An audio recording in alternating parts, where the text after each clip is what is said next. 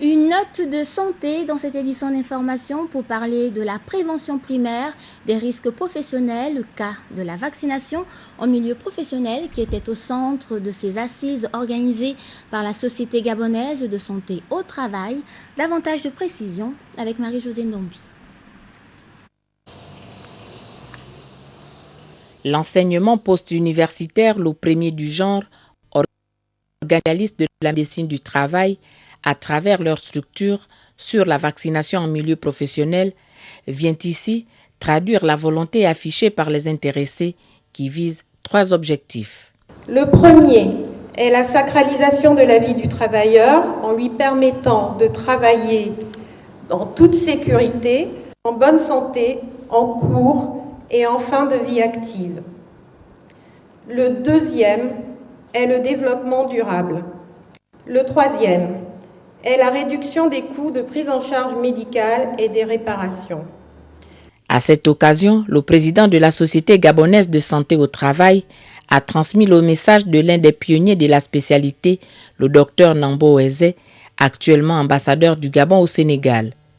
Je voudrais encourager tous les autres acteurs qui interviennent de près ou de loin pour une meilleure prise en compte de la santé au travail en milieu professionnel, qui au fil du temps prennent conscience de la nécessité d'organiser la prévention des risques professionnels au sein de leurs structures respectives.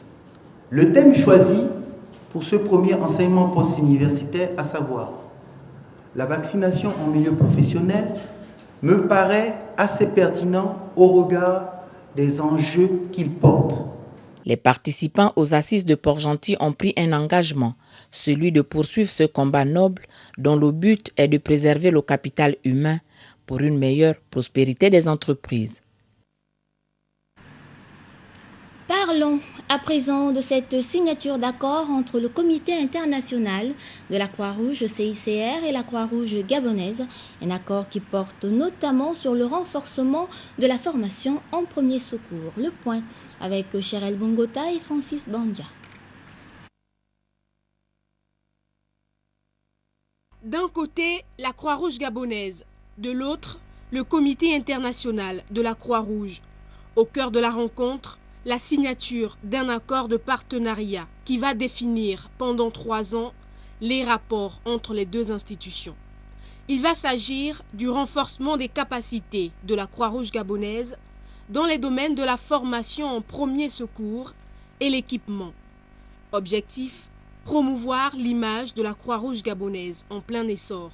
Pour moi, au niveau du CICR et de la région centrafricaine, avoir une société nationale comme la Croix-Rouge gabonaise qui est plein de nouvelle énergie, qui est en train d'avancer, c'est pas seulement important pour le Gabon, mais aussi pour toute la région. Et là, la Croix-Rouge gabonaise, pour moi, c'est dans ma région ici, c'est vraiment une des sociétés qui est le plus à l'avant actuellement. Et puis, c'est pour ça que je suis particulièrement heureux de signer cet accord ici.